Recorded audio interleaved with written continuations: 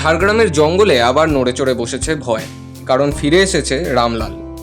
একসময় পায়ে গুরুতর আঘাত পেয়ে প্রায় অচল হয়ে পড়েছিল এই হাতি। বন দপ্তরের চিকিৎসায় ধীরে ধীরে সুস্থ হয়ে ওঠে সে, কিন্তু এখন সুস্থ হয়ে আবার পুরনো রূপে ফিরেছে রামলাল। বুধবার সকাল থেকে লোধাশুলি গ্রামের ভেতরে ঢুকে পড়ে সে। রাস্তার ধারে থাকা কলা গাছ একের পর এক ভেঙে খেতে শুরু করে। এরপর সেখানেই থামেনি, পেনিয়াভাঙা গ্রামেও ঢুকে পড়ে খাবারের খোঁজে। স্থানীয়দের দাবি, মঙ্গলবার রাতেই চণ্ডীপুর গ্রামের এক কৃষকের করলা বাগানে ঢুকে ব্যাপক ক্ষতি করেছে এই হাতি।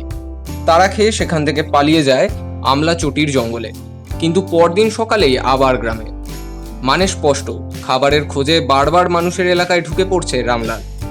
তবে শুধু রামলাল নয়, ঝাড়গ্রামের আতঙ্ক আরও বড়। মঙ্গলবার রাতেই ৩৫ থেকে ৪০টি হাতির একটি বিশাল দল লালগড় রেঞ্জ থেকে কংসাবতী নদী পেরিয়ে একাধিক গ্রামে ঢুকে পড়ে। বেলাটিকরি, কুরকুটশোল, জামদা, মুড়াবনি একাধিক গ্রাম পেরিয়ে শেষমেশ কুশবনির জঙ্গলে ঢোকে তারা। গত কয়েকদিন ধরে এই হাতির দল ফসল নষ্ট করছে, বাগান ভাঙছে আর বাড়িয়ে তুলছে গ্রামবাসীদের আতঙ্ক। মঙ্গলবার রাতে চ্যামটায়ারা এলাকায় হাতির দল সরাতে গেলে বন দপ্তরের কর্মীদের ঘিরে বিক্ষোভ দেখান স্থানীয়রা। ক্ষতিপূরণের দাবিতে উত্তপ্ত হয়ে ওঠে পরিস্থিতি। শেষমেশ বন দপ্তরের আশ্বাসে পরিস্থিতি কিছুটা স্বাভাবিক হয়, কিন্তু এখানেই তৈরি হচ্ছে নতুন বিপদ।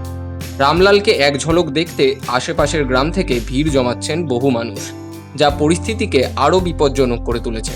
কারণ একদিকে বন্য হাতি, অন্যদিকে কৌতূহলী মানুষ। এই মিশ্রণ কখন যে বড় দুর্ঘটনা ডেকে আনবে তা কেউ জানে না।